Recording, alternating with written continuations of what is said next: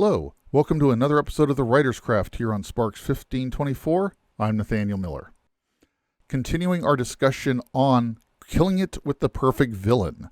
This time we're going to be looking at motivations, and I would argue that motivations are probably the single most important thing to get right in a villain. Motivations exist everywhere. None of us do anything without a motivation. I have a motivation for making this video. I want to talk about writing because I enjoy it and I want to share that and have a good discussion with people who are also interested. So we all have a motivation. The hero's motivation is easiest of all for the simple fact that the hero is out to stop the villain. But the villain, why are they doing what they're doing? If you want your villain to be memorable, they need to have good, strong, and believable motivations. And when I say believable, I mean not just believable that they fit the character that you've created, but that they fit the scale of the character's actions, in this case, the villain. Now, if you want to read more about this particular argument, this particular angle to motivations, I wrote more about this one in my written column, which is linked below in the description. But here I would like to discuss two villains from science fiction, one of whom is the walking embodiment, the physical incarnation of motivation, and one of whom is a complete empty vessel that we have no idea why he did what he did.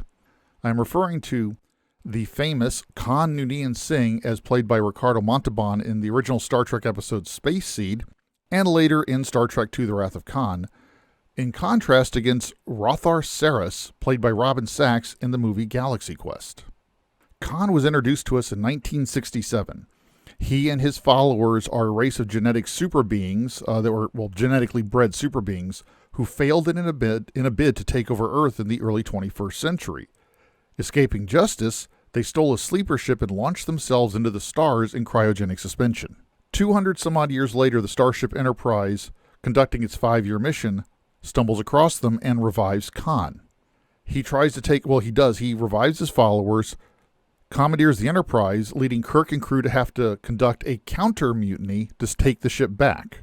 Khan is a megalomaniac. He's a genetic Superman who doesn't just have a high opinion of himself, he's genetically superior to the rest of us. He's smarter, he's stronger, so are all his followers, they're quicker, etc., etc. He's a megalomaniac with the physical attributes to back it up and thereby make the megalomania even more megalomaniacal. That's a believable motivation. And now they have the chance to take over the Enterprise and use this fast technology that was unavailable to them 200 years before to conquer the galaxy. Very believable. It fits his character.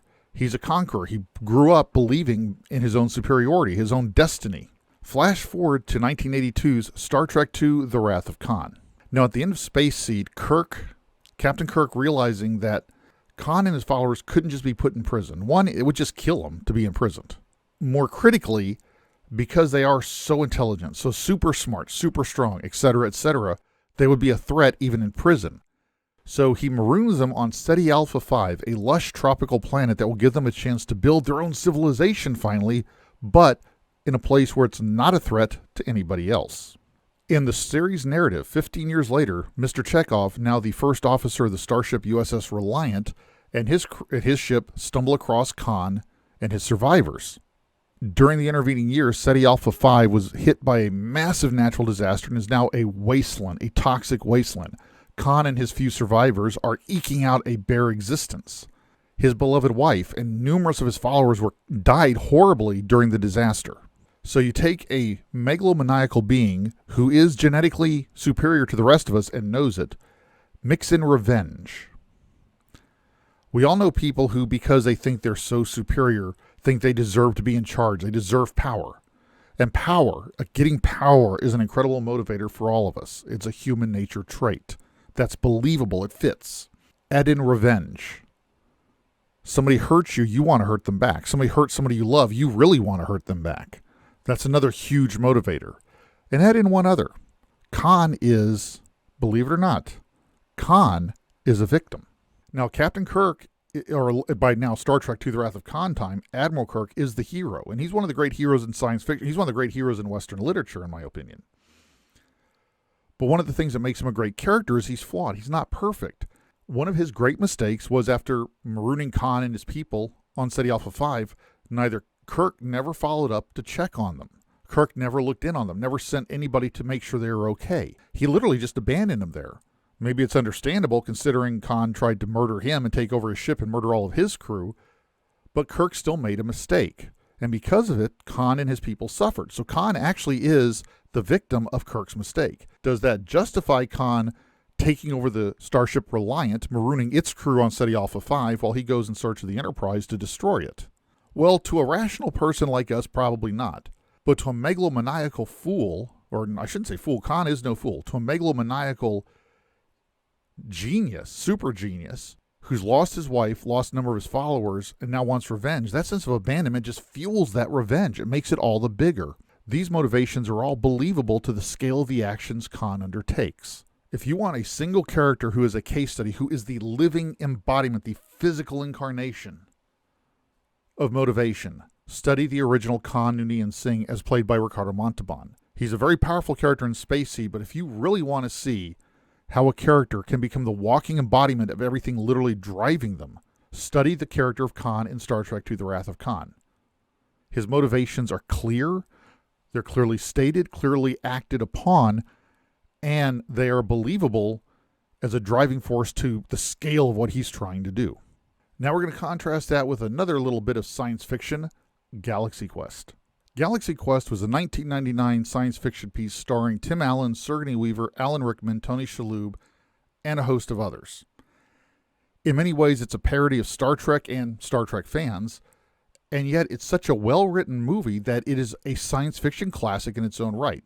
Tim Allen, Sigourney Weaver, Alan Rickman, and company play actors from a defunct Star Trek-like TV show who have pretty much failed. The only thing they're remembered for is their show, Galaxy Quest. Enter the Thermians, or termites as Tim Allen's character continually mispronounces their name.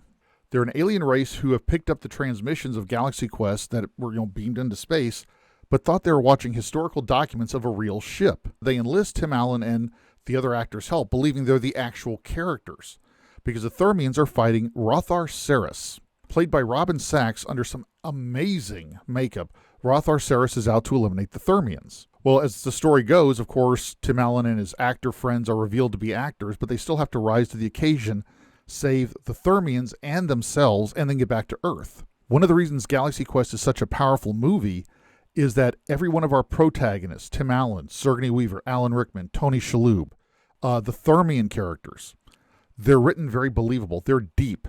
They're multifaceted. As I discussed in part 1, characterization, all of them are beautifully characterized. There is always a different facet that shifts in front of us depending on the situation, so we see depths of character. The weakness, however, is Rothar Sarris. Now, Rothar Sarris is portrayed, as I said, magnificently by Robin Sachs. The makeup is incredible. The interaction with the other cast members, there's a great chemistry, especially between him and Tim Allen as hero and villain. The problem with Rothar Sarris is I have no idea why the hell he wanted to kill the Thermians. He is a walking manifestation of evil for the sake of being a walking manifestation of evil. There's no motivation, at least none that they ever actually put in the movie to tell us. The Thermians say he's out to get them. He's been killing their people. Okay, great. We have an action. He's doing this, but we never once find out why. He's just a walking manifestation of evil for the sake of being evil. That's a very weak villain. We can't argue whether his motivations fit the scale of his actions or fit his character because we don't know what they are. He's just doing bad things because. A weak villain does not have to make a weak movie, book, TV show, or play. Galaxy Quest is a brilliant movie, even if Sarris is weak because we have no idea why the hell he's doing what he's doing. But it can make it go clunk just a little bit. In a way, it's like taking a ride in a 12-cylinder muscle car that's firing on 11 cylinders. It's still going to be a great ride. You're going to have a lot of power, but in the back of your mind, you're going to know that something's not quite there. There's one little thing that's missing. It doesn't necessarily wreck your enjoyment. I mean, no story is perfect. Everything we write is going to be flawed to some degree because we're human. Being a professional is not a matter of just being paid. Trust me, that's nice, and I like to get paid a whole lot more than I am, but I think we can all say that. Being a professional is an attitude. Professionalism is the attitude of striving to always be better at your craft, to to be more complete, to be greater. As Don Quixote would say, professionalism is to paraphrase, Don Quixote, professionalism is always striving for that unreachable star. Professional writers, TV, movie, print novels such as myself, I say with my Accidental Detective mystery series, professional writers, we are always striving to do better. That's why I like doing these videos, one of my motivations. I like sharing what I know, but also as I talk about it, I get better at it. I discovered this years ago when I was an instructor in the Navy, teaching photography and journalism, graphic arts, etc., etc. The more I taught it, the more I had to think about it to talk to and pass on these lessons and techniques to my students, the better I got. Motivation is in everything we do, but in your characters, you've got to let people know what the motivation is. Even if you're doing a first-person story where everything is only from the protagonist's point of view, clearly you're not going to hear the villain's thoughts or anything there, but by the end of the story, the protagonist still needs to know what the villain's motivations are so you, the audience, can know. Otherwise, the villain becomes forgettable. Thank you for your time. I hope you enjoyed this video. If you liked it, please hit that little like button. That does help me out. Feel free to share this on social media or wherever if you think it'll help anybody you know. If you have any questions, please feel free to hit me up through the comments. Until next time, though, keep writing, keep striving, study the villains that worked for you, and find the movies and stories that you enjoyed, but you realize you don't know who the villain is. You can't think about it. Study why they failed. Till we meet next week, I hope you have a great weekend. Hope you have a great week. And remember, always go and do great things.